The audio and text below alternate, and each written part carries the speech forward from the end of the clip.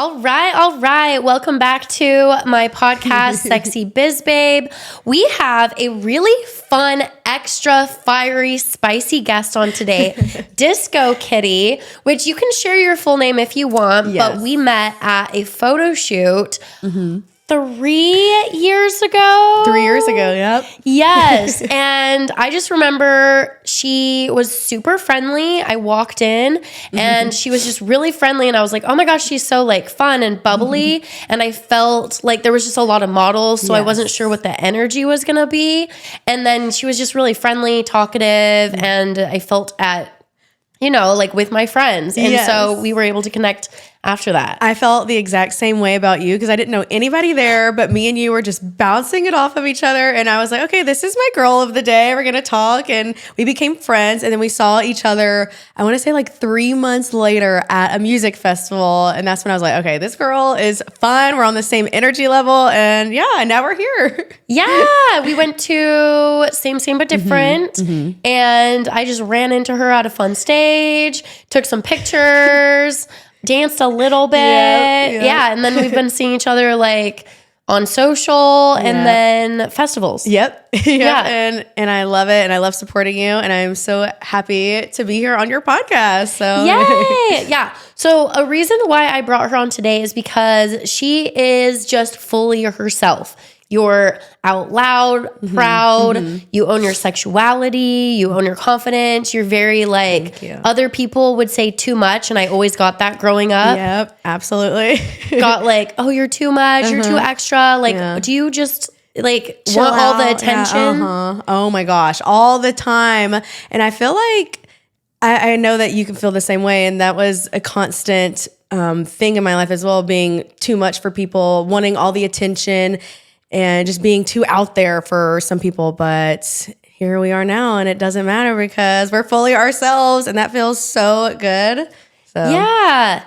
So she came from Alabama. Tell us a little bit about yourself. Like, what do you do now? Yes. What do you talk about? I know you're an influencer. Yes. So give us a little bit, like 411 and where you came from. Okay, absolutely. So I am from Alabama, born and raised. I moved to Los Angeles 3 years ago, like September 2022. And I moved out here for fashion. I have a degree in fashion, and I moved out here because the culture here, the West Coast mentality, the people, the clothes, the fashion, the music, the palm trees, the weather.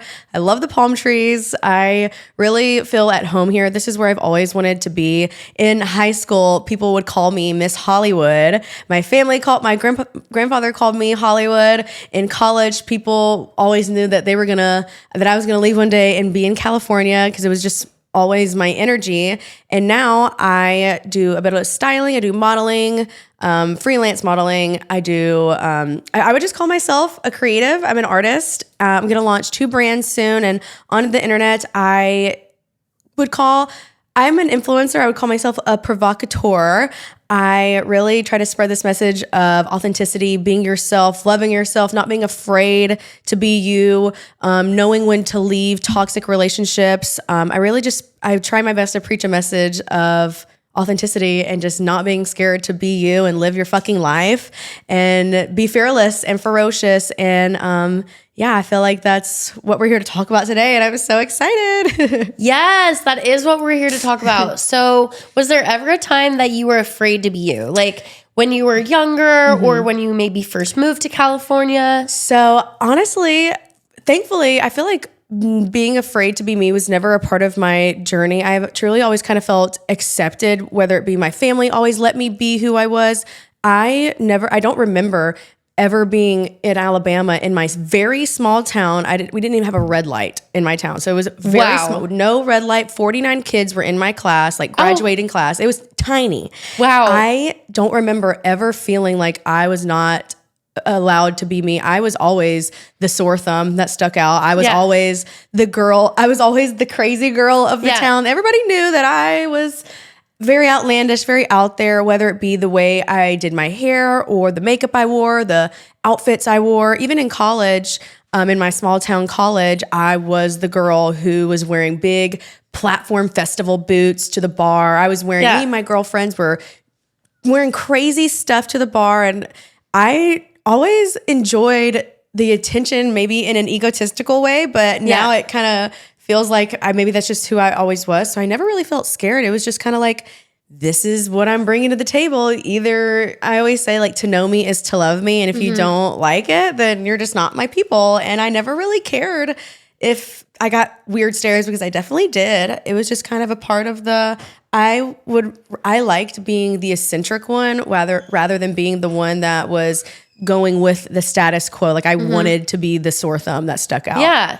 So it's so funny. So I feel a lot of the same, and it was because of my mom. She always let me be myself. And like, I remember in even grade school, I wore like bright lime green sparkly pants from Limited 2. I love Limited 2. I had pink pants that were like baggy and like really bright colors. I remember me and my friend, we wore like white go-go boots and like pink striped pants and our space buns. And like nobody else wore that. I was in a very small town. But I will say there was a time that I started to like shrink a little bit because I felt I needed to have more friends. And I think it was like college and moving around. And honestly, having other friends that I see, or even just people out there that just shine bright, like yourself, it like reminds you like, no, keep being that bright, outlandish you person because you feel good. Absolutely. Now that you're mentioning it, there was one point in college. It was whenever I was first starting out in the festival rave scene. And when you think of festival rave, you think of expressing yourself. You think you're allowed to express yourself. But there was a time in college where the friends I had, and this is so important, like having friends who support every bit of you is so important. And this is how I learned that. The friends I made, there was a time where I was fully expressing myself. Like I was learning that I liked wearing wigs to the rave. Like I loved wearing purple, whatever wigs. And my friends at the time, they were the ones that were shrinking me. They didn't like that I was fully diving into my, I guess, sense of style. And they tried to make me feel small. But thankfully, I quickly was like, wait, this is not who I am. I love to express myself. I love fashion. I love being crazy silly. So they did try to shrink me, but I feel like I got out of it quick enough that it didn't fully stop me from expressing myself for years to come. But I totally forgot about that. That was my catalyst for fully being like, all right, fuck what anybody says. Like nobody from this point on can tell me or make me want to shrink. But yeah, so I guess I did go through the similar thing. So yeah, mine was like dancing. Like there was some parts that my mom was a key component. So she always was like be yourself, you shine, people love you for you. I think because I'm an Aries, I'm kind of like out of sight, out of mind. I kind of like go with my, hater blockers on. But there was a time that I was getting feedback of people like, oh, you're like a little too much and people don't really like to be around you. And so I think I started to shrink a little bit.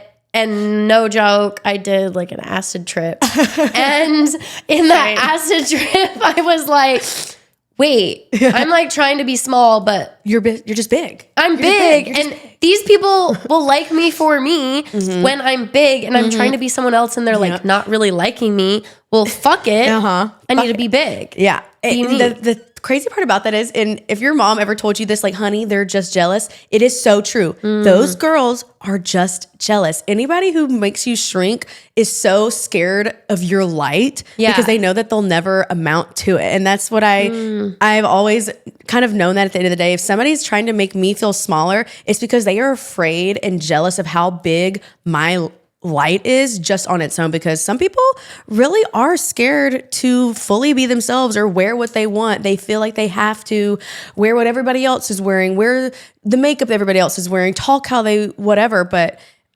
it's really, those girls or men too are just jealous of how big your light is. And that's what I've always felt that way. Is my mom would say, I feel like every mom has told that to a young girl, honey, well, they're just jealous of you. And when you're young, you're like, no, why would they be jealous? But as a 25-year-old woman today, those girls were always just jealous. Oh, yeah. I would also say, because I'm all about like shame and judgment, is often with shame, which is the impulse to hide something. Yeah. It's their mom or their family was like, that's not okay. You're a slut. Keep like, you can't do that. You're too big. Like, be less. Yes. So their mom passed that on to them. And so they naturally, it's like a hot potato. I shared this in my TED talk, is like the shame that we get onto us, we often pass to somebody else. Absolutely. Where the judgment we get onto us, we pass it to somebody else.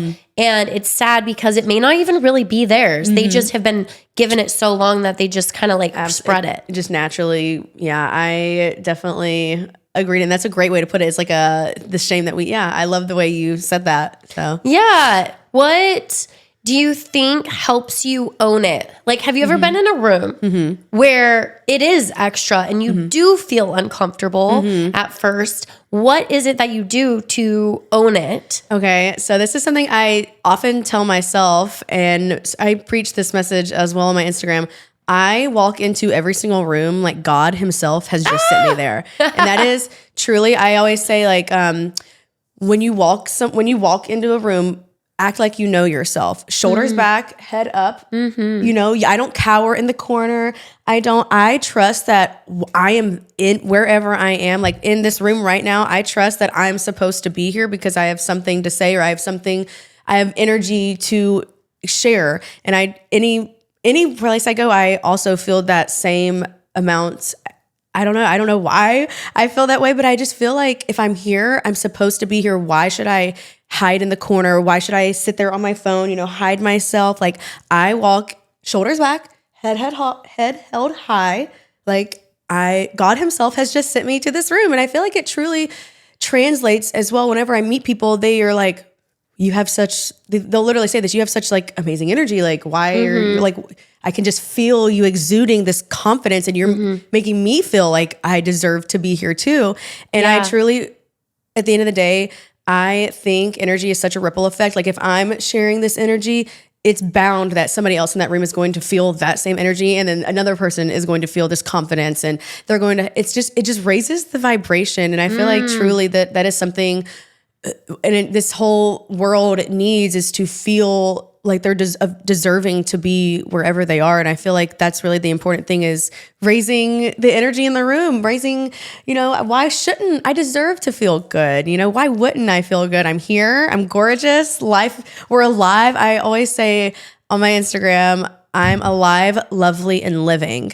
And that just means like, I know I'm here and I'm beautiful and I'm alive. What a blessing it is. Why would I waste a day not feeling that amazing, Yes, I love that. And it's so true. It does raise the vibration. Like, even going to the photo shoot, I just felt so much more at home, and I felt more confident. Yeah. And I remember I was getting in lingerie, and I don't think the other girls were there yet. And I felt like, oh my God, for a split second.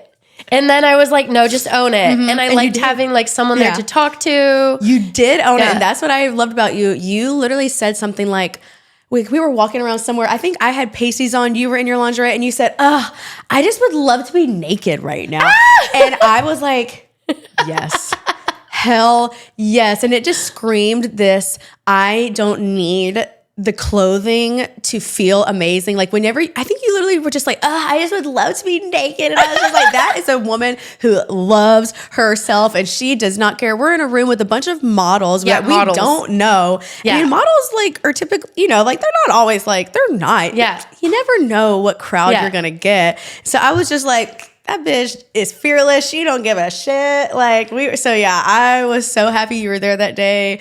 And that was like the first thing I remember that I was like, okay, I really like this girl. Oh my God. And it's so funny because what I was going through was I was feeling a little insecure because I wasn't a model. There was lots of skinny girls, models. They were like elaborate. They were gorgeous girls. Gorgeous women. And I felt a little insecure inside, but I was just like, nah, let's just do my best. Let's just have fun. Yeah. And then because we were both just owning it, we like connected. Yeah. And that's so true. And that's why I love festivals. Yes. So one thing that I learned, I got abandoned at Oregon Eclipse, and I was like sad and I was like shrinking and I was just like so bummed because I couldn't find my friends. And finally I was like going out into the festival and I was just being myself and dancing and feeling free and more lit up. And that's when people just came to me, you know, like you're in the middle of nobody that you don't know. But if you're dancing and you're being yourself, a vibe starts magnetizing to you. You start dancing, you start making friends.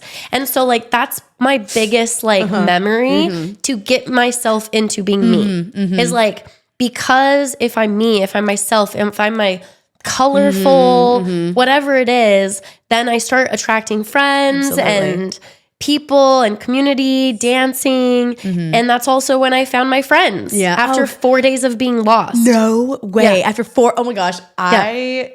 As a festival goer, I can imagine how scary that was. But when you finally stepped into your whatever, fuck it, I'm just going to be me. Of course it came. You were magnetic. And I just love that. That's amazing. Wow. So I'm curious, what tip would you do? And this is to somebody that has a hard time shining bright. Maybe their whole life, they have a lot of negative beliefs. They don't know how to be themselves. And when I say shining bright, it doesn't have to be like us. It doesn't have to be like you're bubbly. It could be that you're sultry. It could be that you're gothic. It could be that you're quiet. Just kind of like owning that side of yourself, maybe stepping more into it, being more vulnerable, whatever it is. What would you give to them to help them be more themselves? Okay, I love this question, and I completely agree. Like, your shining bright does not have to be the same as my shining bright or your shining bright. And I think, first of all, that's so important to know is that whatever you are and whatever you bring to the table is so needed, and it's all whatever's authentic to you is all that matters. And fully trusting that whoever you are, as long as you're being completely you, it is just how you were always supposed to be, like trusting that this is your journey. This is who you are when you're not a copy of a copy of a copy. When you just fully let yourself be, whether it be gothic or sultry, like, you know, Tia said, like whatever it is, just trusting that whatever room that you are in wants that energy. We're begging. I always say the universe is begging for you to be yourself. Everybody around you is begging for you to be authentic. You think people want you to be a copy of a copy? Well, no, actually you stand out more. You attract more money, abundance, new friends when you are completely unapologetically you in every realm. And it does not have to be bubbly. And just trust that if you're sultry, that it's just needed. Like just be her. Why not be her? Like you're only here once. You are only here once. Fully be you, and you're going to attract everything that you've ever wanted in your life. And I feel like there's just like this deep rooted trust that I have in myself that it does not matter if the room I walk into, you know, it does not matter if I feel like I'm too much, just knowing like I trust that I'm supposed to be here and my energy is needed. The people in this room want me to be me. Why would you? And I just feel like you need to really trust yourself is how I would say it. I trust. And also don't try and be me. Don't try and be somebody else because it won't have that authentic connection. Absolutely. And there's something about authenticity that is felt. Absolutely. It is felt nationwide, countrywide. Authenticity is power. It is the number one thing that I feel like has gotten me into this room. It's gotten me into every room I walk into. Authenticity will never fail you. True is how I feel. Like I don't feel like there's ever a timeline where being authentic will fail you. I don't see how it could, you know, but being a copy of a copy, it may not fail you, but it's not going to get you in the room that you're supposed to be in. And there's something just you can tell. Yeah, absolutely. Even if it's subconsciously, there's just something off. Even down to posting. Like I'll admit, when I first became a coach about 7-8 years ago, I remember trying to be somebody else. And they were working and they were getting success. And so I was copying their posts, not like verbatim, but like, oh, she's saying sales and she teaches high ticket sales. So I copied her. I was like, I'll teach high ticket sales. I'll do something similar. I'll do like a different version. And guess what? Those didn't do well. It wasn't until I really owned what was I good at, which was more like shame, owning your confidence, sexuality. And then those posts went well. So even though I could probably even copy and paste her exact post, but then me sharing it, there was something off. Yeah, because it wasn't authentic to you. Yeah. And the universe responds to that. Honestly, the universe so responds to that, which is crazy. So same with dating. Ladies, dating. stop trying to like push your like negative sides or the things that you think are going to drive your partner away. Give it to them straight. Yeah. Tell them who you are at the beginning and just weed them out, because it will come out later and then it will be like rock the boat. Like, no. Yeah, I completely agree with this. I have never really agreed with trying to be a version of you that's not authentic just to be with a partner. It's always going to come out, and you're like wasting your time. Like, it's so, I would much rather like be myself and let these men know, like, this is who I am. And if you don't like it, all right. Yep. Bye-bye. There's the door. Because I know that the universe will reward me with the next person that comes in my life. He'll be more on my vibe in terms of my lifestyle and my, whatever. And I feel like you're just going to get yourself a lot closer to the who's actually meant for you when you're just fully you. Same with friends. Same with everything you do in life. Just fully be yourself, and who to know me is to love me. And if you don't love it, like, you don't have to be around it. And I just feel like whoever is for you is like meant to come into your life. And it may take some time. It took me like, this is my 3rd year in LA, and I'm just now finding the people that I'm meant to be around. And so it takes time. So don't ever feel discouraged that your boyfriend or your girlfriend, your partner in life has not shown up yet. Like, good things take time, especially, if you have not fully in the past been yourself. Like, start now and just watch like how much really flourishes in life for you. So yeah. And I used to be scared of being open and loud about being E&M, which is ethical non-monogamous. I'm like, oh, I'll just tell them later. I'll like ease them in. No, guess what? Those didn't last long. That didn't fit. And also I found out later that some people that I matched with, we both were hiding. But if we would have both been honest, we would have been more magnetic, because we would have been like, oh, wait, you are too? Oh, but then because we were both hiding, it was so just funny. Like we both didn't connect. Yeah, that is so funny. And I feel like I'm just dying at this story right now, but I feel like in relationships, I would also feel like I had to hide something like that too, because you never know if people are gonna be on that same vibe. But truly, I feel like nowadays more people are so many more people are starting to be on that wavelength, especially like the more I've gotten into it, the more whenever I first got into the non-monogamous life, I was like dipping my toes in the water. I was like, maybe this could be for me. But the more that I'm in it, the more I'm fully like, I don't know if I could ever be monogamous like at all. And I don't know if I could be with somebody who was strictly monogamous. And I feel like a lot more people, maybe especially because we're in LA and that's just California, I feel like a lot more people are starting to be on that same wavelength. So I feel like the next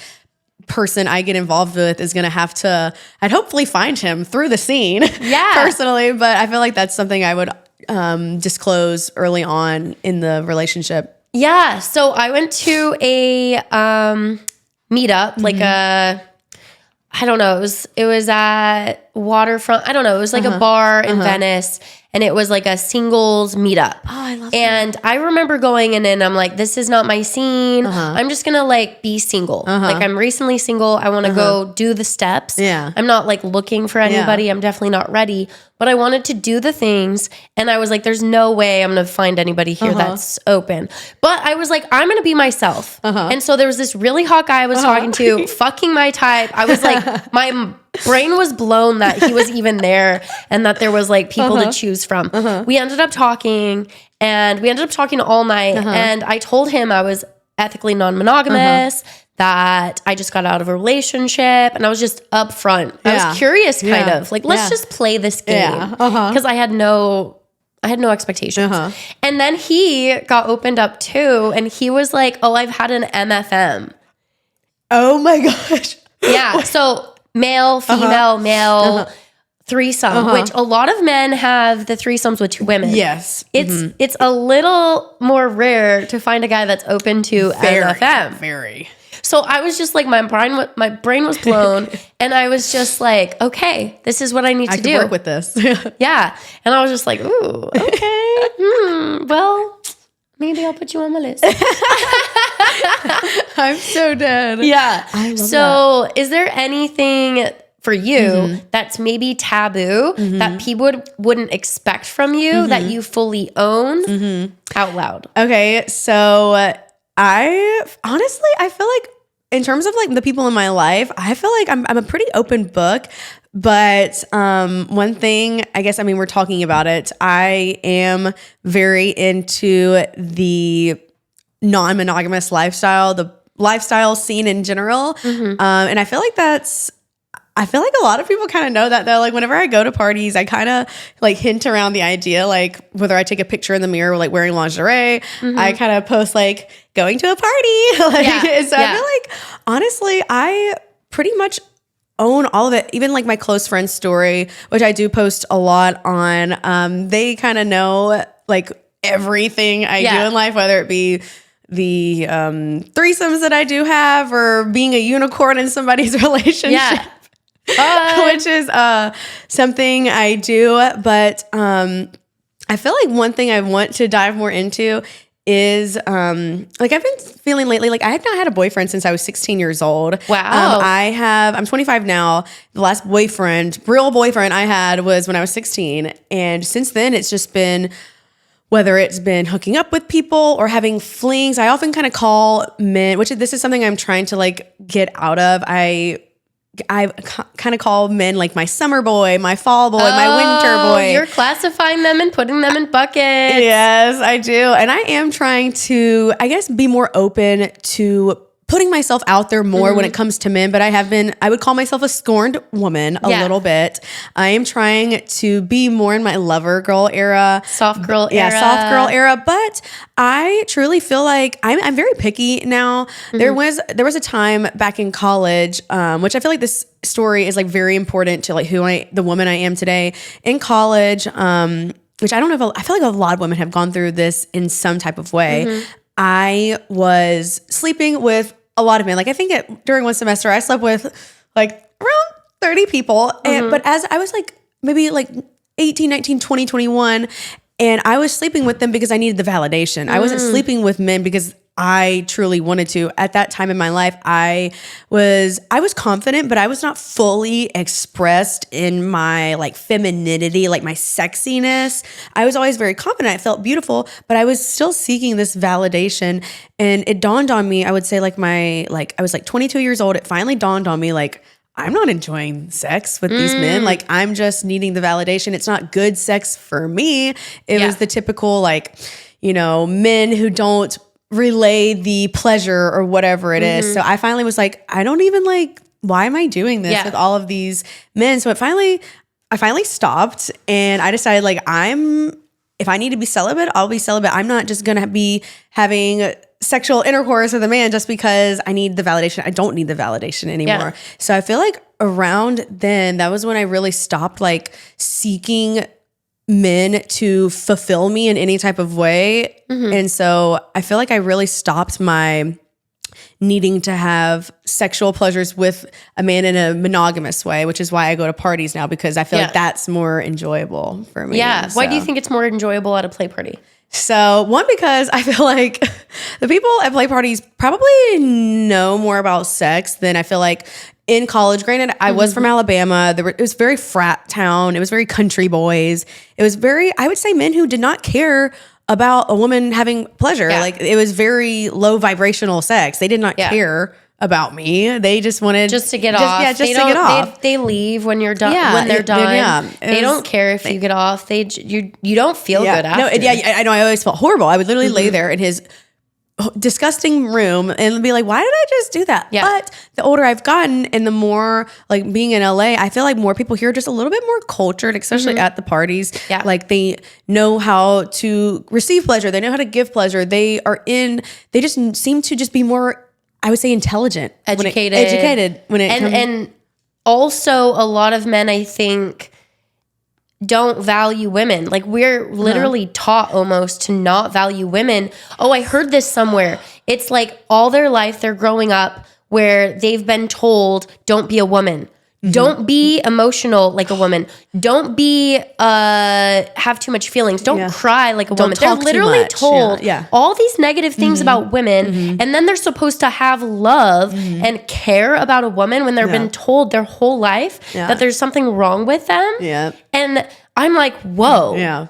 Wow. Yeah. So they need to actually learn to love women. Yeah. Absolutely. And respect women. Respect women. Care for their pleasure. I always say this is why I really do not involve myself in one-on-one flings. Like whenever I go anywhere, I go with a date, but I don't really involve myself one-on-one with people because I feel like, and this is something I say a lot, men need to respect women a lot more. Women breathe life into everything we do, hear, touch, be around. And I don't think enough men understand that we raise the vibration by just being us and just being in the room. Like there's a certain air to women that we bring, and I don't think enough creativity, nurturing, just the softer side. This isn't all men either, but naturally men's masculine energy sometimes is more competitive, and women can be competitive too. I'm not going to say that they're not.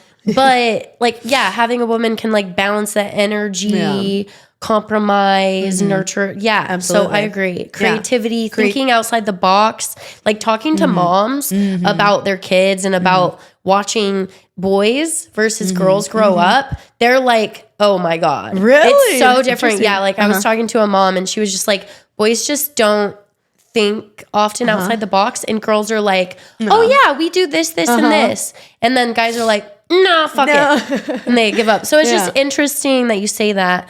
And just having more respect. And I think that's something that we have to change in society. Yeah, no, absolutely. I feel like a constant conversation I've been a part of lately is how men nowadays like to think of them as the prize. A lot of men think that in relationships or just in general in life, they are the prize in a woman's life, which is why I go out, I don't even get hit on. Like men are too scared to flirt nowadays. I find myself having to, knowing that they are trying to flirt with me, but they don't. I feel like a lot of men just are scared. I don't know what's going on in society nowadays, but I feel like a lot of men truly see themselves as the prize, when as a very high vibrational woman, creative woman, that I am not necessarily the only prize, but as a woman, I should not be having to make, I should just be a woman. I don't think men understand that they just need to respect us. And I don't know. I just feel like, I think there's two things going on. Okay. So we are in this time that not only are men trying to learn boundaries and not press them and not be in this old society, old way of pressing and forcing and taking and then getting accused of like Me Too and whatnot. Yeah. And also, we're also in this era, so they're scared. Yeah. Okay, so they're scared of pushing, they're scared of that. So there's one side. Yeah. So we sometimes need to be in that like softer girl, like give them signs, be more open, and we can still be the prize. But then on the other side, where you're saying is like they're the prize, and it's interesting. I have so much to say about this. I'm trying to be concise. I see that. And also in society right now, that's kind of where we are with the politics and everything. It's like, we live in a man's world. We do. We live in a man's world. We are being pushed down in society as women, and we're losing our fucking freedoms. Yeah, we are. And that's like shifting the energetics and even online. And it's not good to have a ruler that doesn't fight for women. Yeah, it ripples down. Yeah, and it is rippling. It is rippling down. It is rippling down, unfortunately. And that's what I feel like since it's happened with the election and everything, I've felt a shift in the way that men just see women in general. I've seen it on the internet. I'm not on that side of the internet, but on my side of I'm in girls' world on the internet. And my algorithm is all about girls, and I've seen the things that men are saying about women, and it makes me, I don't know. I hope one day soon something shifts in that, so women can just feel safe again, safe to be us, safe to not be too much, you're talking too much, you're being too loud, you need to sit down. Like, I feel like as a woman, that's something you've been told, or I've been told, you know, like, just sit down and be pretty, like, shut up and be pretty, you know, and that's go home, take care of the kids. Somebody online during the election said that I don't think women should be having sex with men if they don't want a child with that person. They legit said that. And I was like looking at this guy, and I went to high school with him, and I was just like floored. And I'm like, I wouldn't have sex with any of the men I've had sex with. Why? Because I didn't want kids while I was a fucking child and while I was getting my career together. And I still am not ready for kids, and I want kids, but I don't want them right now. So what, I just shouldn't have had sex till I'm fucking 35? Yeah, you're not allowed to have sex. Yeah. Are you fucking kidding me? And so I was just like, all these relationships and people that I've been with taught me lessons, taught me journeys, and fuck that person. And I was just floored. Like, I bet you there was 0 women that wanted to have, like, if we would do that, ladies, tell me, like, if we would do that, how many guys would have you slept with? Like, maybe this many. 5. Okay. Yeah, I don't know. 3? Yeah. Like, less than, dude. And then these men would not be having sex. Are you fucking kidding me? This guy, like, you would have no sex. You really don't want to have sex? So uneducated, though. I just feel like truly so many of the men saying those things are uneducated. And it blows my mind. Like, I can't even, like, respond to things like that anymore, because it hurts my brain. Yeah. It hurts my brain that somebody's this stupid. Like, what? Okay, so sex is only for procreation, and I can't have sex. It was just, I like responded, and he was like, I could show you guys the comments. Like, he was just like, oh, like, you should want to have, like, you should only have sex with guys that you would want a kid with. And I was just like, no. Oh my God. That would be so limited. Yeah, that is another conversation that I feel like men are allowed to be slutty, but the second a woman takes control of her sexual whatever, you're a slut. Yeah. But the guy on the football team is allowed to have sex with the entire cheer squad. Yeah. And he's the guy. That is one thing I've always despised in society, is how a man is, you know, oh my God, he's such a playboy. Oh my gosh, he gets so much this and he gets so much that. But the second a woman takes control over what the hell she wants to do in sex, slutty, nasty, undeserving of love. You're so ratchet. You're so nasty. You're loose. You're loose. You're roast beef. Like, the worst, most awful things. And it still happens today. Like, in 2025, people I get still comments all the time on my YouTube videos. It is so bizarre to me that men are just.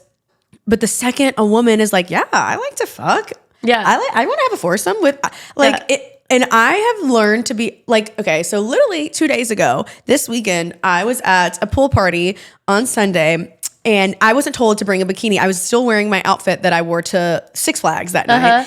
But I had on bottoms, like high-waisted bottoms and pasties. And so I get in the pool. My pasties eventually come off. But I was like, you know what? Like, I feel like I'm around cool people. So I kind of was just letting myself be pastyless, just my bottoms on. But eventually I was like, oh my gosh, like, I was asking the girls around there, I was like, oh my gosh, like, I feel like I'm being too much right now. Like, I don't want to be, I would say there was more guys than there were girls. And I just didn't want to be the slut. I didn't want to be the girl that was just running around with her tits out.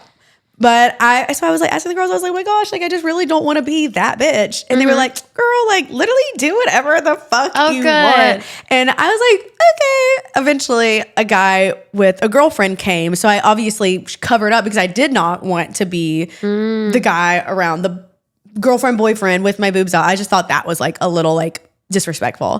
But I just felt so, like, what we're talking about right now is like, I felt slutty. And, but I felt slutty, but I kind of like got over it. I was just like, okay, like, whatever. I mean, I guess we're here. It's 80 degrees out here right now. We were in the pool. Why was I gonna, So. I respect you for doing that because I think if that woman was maybe, I don't know, insecure about it, it was about her own insecurity. Yeah. Let's just say possibility wise. So that was nice of you. Yeah. I don't think you had to, but maybe in certain scenarios and certain groups, like she could feel like, oh, like that's fucked up. But I don't know. I'm in such a different community that it's hard for me to fathom and understand. But I have heard of women being like, oh, they shouldn't look at that. I don't know. It's hard for me a little bit. They were people I knew. I didn't know them well enough. I didn't know the girlfriend. I didn't know the boyfriend. I didn't even want for there to be a second where anybody could be like, oh my gosh, like why? Like, you know, so I feel like if I was with the people that like we hang out with together, would have been fine. No worries. But no worries at all. But I just wanted to I didn't want to cause any potential drama at all. It was a great Sunday. Everybody was vibing. I was like, I don't feel like there's a need to potentially cause anything at all. But I do agree. If I was the girlfriend, I would not have cared at all. Like I love when women feel free because I love women. I want women to feel free, and I should feel secure in my relationship enough to have not cared anyway. So yeah, I love that. And okay, I have a good question. Is there anything that you've done that you would feel that either society or other people shame you for, but you really think that women should try? I feel like honestly going to like, first of all, walking around like naked in your apartment or like sleeping naked, like you should totally sleep naked. Yes. I'm in my house all the time naked, cooking breakfast naked. Get ready naked. Like if that is something as a woman you do not do, I totally feel like you should. First of all, it's really good for blood circulation. Like sleeping naked is really good for you. Yeah. And I feel like just loving yourself naked. And two, I think 100%. It helps you love yourself naked if you spend more time naked. So spend more time naked. It will improve your confidence and start helping you love your body because we're not seeing it naked and you're supposed to be comfortable. Yeah. No, exactly. Get more comfortable. I completely agree. And I love that you agree as well. Like, and like, sleeping naked, doing anything in my house naked. I am totally the naked neighbor. I am for sure the naked neighbor and I love it. And also too, I think, which I think to become more open sexually, I think you do have to put yourself out there a little bit more, you know, whether it be having multiple partners in like a sex party, like, or not even a sex party. Like in college, I was going home with 2 men at a time. I was going home with my roommates and multiple men. And I think like it's okay to do things that you actually end up finding out you don't like, but I think it's really important to put yourself out there to see if you do like it. Like we talked about earlier, most men would only want a female-male threesome, but as a woman, I would want a male-male female threesome. And I feel like just really trying new things, figuring out like sex is supposed to be weird. Like, aren't you like, you're supposed to have fun in sex. And I feel like you're like, holding yourself back by only having like very normal vanilla sex. Like, I don't know. And I feel like try new things. Like, don't be fucking scared. If you don't like it, don't do it again. Don't do it again. But learn how to do it better. Learn how to do it better and not try it again. Don't try it again. Not being afraid to not know something. Like there have been multiple times where I've been somewhere where I like at a party or sex party, I would be like, you know, I've never done that. Like I feel very open, and granted, like the energy around you should make you feel like open to express yourself. But there have been multiple times where I've said like, I've never done this before. Like how would show me, like I always say this, I'm a student of the universe. I love to learn. That. Like, please teach me, like, what could I do better? Like, what can I, you know what I'm saying? So I feel like not being scared to just be you and be open to learning new things or being open to feedback, whether, you know, I feel like it's really important to, like, we all just want to have fun here. Like sex is supposed to be, it's like the most primal thing that you can do. Like we are literally animals, you guys. We are animals. Sex is supposed to be freaky, fun, sexy. So yeah, just doing whatever. Yeah. Okay.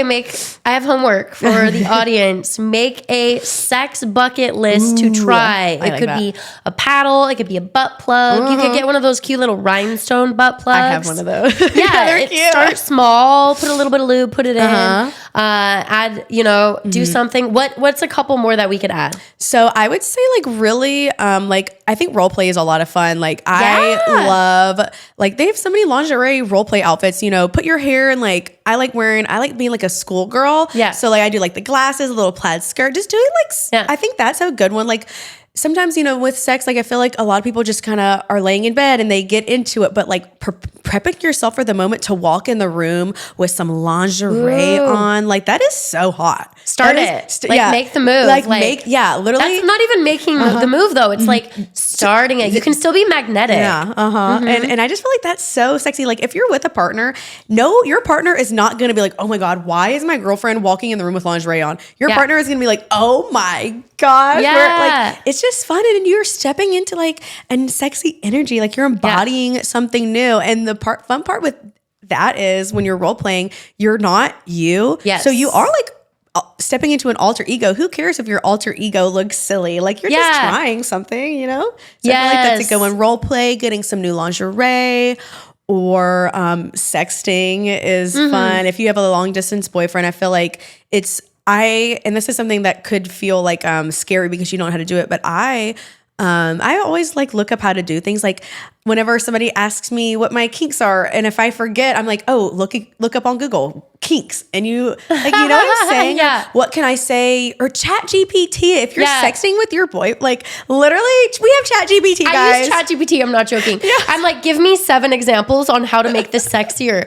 Give me 7 examples of how to make a shorter, more concise, playful text. Yeah. And then don't copy and paste. Make it more you. Yeah, make it more you. Take out some of the robotic words. But it is a robot. Yeah. So there are some weird verbiage. Please make it yours because we can tell. Yeah, it comes off weird. I feel we have everything at our fingertips now.